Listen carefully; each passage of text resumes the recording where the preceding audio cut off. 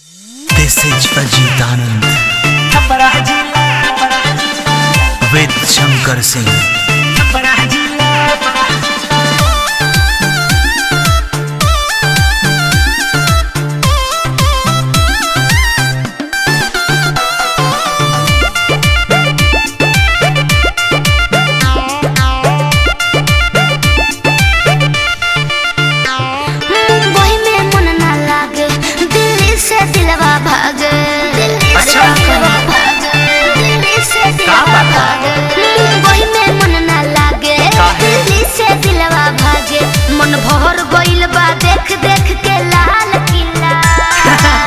चलो ना घुमा दे तो है छपरा जिला। अच्छा चलो ना घुमा दे तो है छपरा जिला।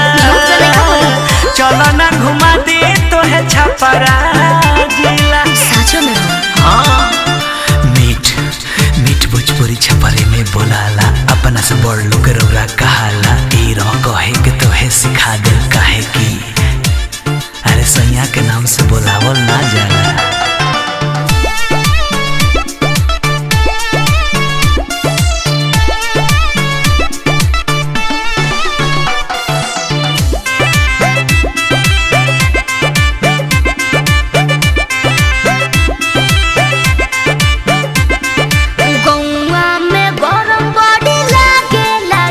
अच्छा एही से मन मोरा भागला जी। अरे टेंशन मत लो।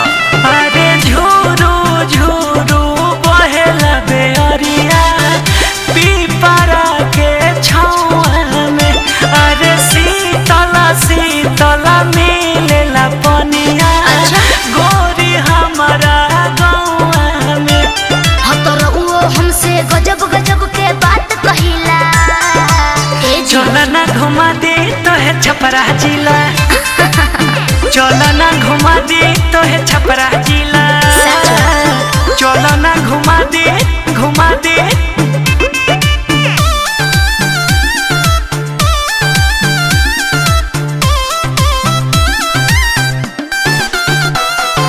गोवा में एक नंबर लिट्टी खिलाएंगे, जनता बजरिया पर शॉपिंग कराएंगे, करते भी मैया का दर्शन करा के छंचौरा चौक पर चाय पिलाएंगे।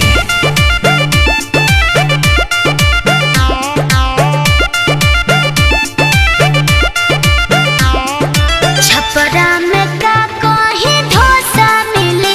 ए जी कोल्ड ड्रिंक के साथ समोसा मिली। बोली और का मिली। अरे चलो चलो गोकुल डेयरी में छोला चाट खिलाएंगे।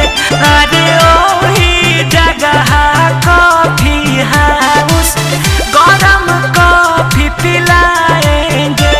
सोनपुर के मेला के तो बड़ी नाम सुनीला।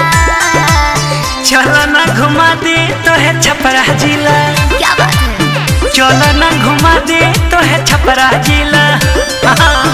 चलो ना घुमा दे तो है छपरा जिला। हाँ तो चली बैग पैक कर ली।